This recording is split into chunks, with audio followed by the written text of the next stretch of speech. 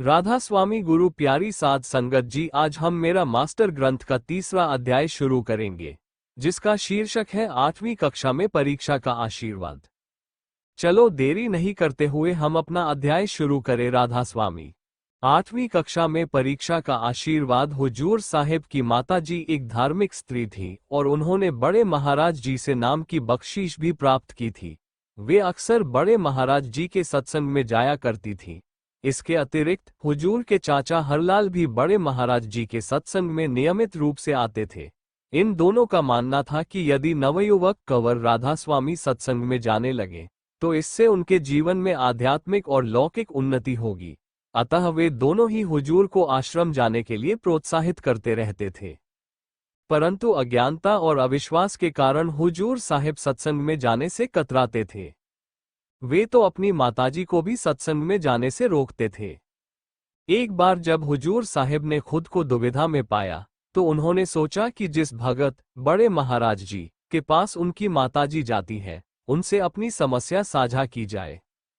उनका संघर्ष ये था कि वे 8वीं कक्षा की परीक्षा की तैयारी ठीक से नहीं कर पाए थे और परीक्षा में उत्तर भी संतोषजनक ढंग से नहीं लिख पाए थे। इसलिए उन्होंने अपनी माताजी से कहा कि यदि उनके महाराज जी वास्तव में परमात्मा है तो वे उनके परीक्षा परिणाम के बारे में पूछें। जब अगले दिन माताजी ने इस शंका को बड़े महाराज जी के समक्ष रखा तो उन्होंने स्पष्ट उत्तर दिया कि कंवर अवश्य पास होगा। बर वापस आकर माताजी ने बड़े महाराज जी के उत्तर को बताते हुए कहा, बेटा, तुम परीक्षा में अवश्य सफल हो जाओगे। जूर साहिब ने फिर से अपनी मां को बड़े महाराज जी के पास भेजा, इस बार पूछने के लिए कि जब उसने परीक्षा में ठीक से उत्तर नहीं लिखा है तो क्या फिर भी वह पास होगा। बड़े महाराज जी का उत्तर फिर से हाँ था। परीक्षा का परिणाम उनके सत्य वचन के अनुरूप ही रहा।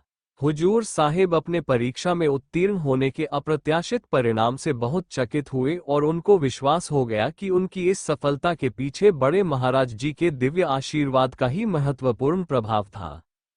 युवावस्था में बड़े महाराज जी के दर्शनों से बचना।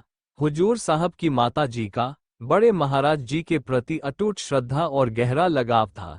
जब हुजूर साहब ने युवावस्था में प्रवेश किया और गलत संगति के प्रभाव में आकर शराब और धूम्रपान जैसी बुराइयों की ओर आकर्षित हुए तो माताजी के हृदय में गहरी चिंता जागी। उनके मन में एकमात्र आकांक्षा ये बलवती हो गई कि किसी भी तरह से हुजूर साहब सत्संग की ओर आकर्षित हों, जिससे उनको इन हानिकारक आदतों से मुक्ति मिल जाए। माताजी और हरलाल चाचा ने हुजूर साहिब को कभी डांट फटकार कर तो कभी प्यार और आकर्षक प्रलोभन देकर सत्संग में आने के लिए मनाने के अनेक प्रयास किए, परंतु हुजूर साहिब न सिर्फ सत्संग से दूरी बनाए रखते बल्कि अपनी माताजी को भी सत्संग जाने से रोकते थे। जब भी माताजी बड़े महाराज जी के सत्संग में जाने का उल्लेख करती, हुजूर साहिब गुस्सा हो जाते और सत्संग को पाखंड करार देते। इन झगड़ों की वजह से माताजी को कई बार चुपके से सत्संग में जाना पड़ता था। एक ही गांव में रहते हुए हुजूर साहिब अक्सर बड़े महाराज जी के दर्शनों से बचते थे। जब कभी भी बड़े महाराज जी गांव में आते दिखाई देते, हुजूर साहिब उनसे बचने के लिए अपना मार्ग बदल लेते थे। एक बार तो गली में उनके सामने से आते बड़े महाराज जी को देखकर हुजूर साहिब मुलाकात से बचने के लिए भागकर बगल की गली में छिप गए और तब वहां से निकले जब बड़े महाराज जी वहां से चले गए। पर जब हुजूर साहिब उनकी शरण में आए तो उनका बड़े महाराज जी के प्रति ऐसा गहरा प्रेम जागृत हुआ कि रात्रि में भी उनके दर्शन के बिना उनका मन नहीं लगता था। यहाँ तक कि रात को 1 बजे भी अगर उनकी आंखें खुल जाती तो वे तुरंत बड़े महाराज जी के दर्शन करने उनके कमरे में चले जाते।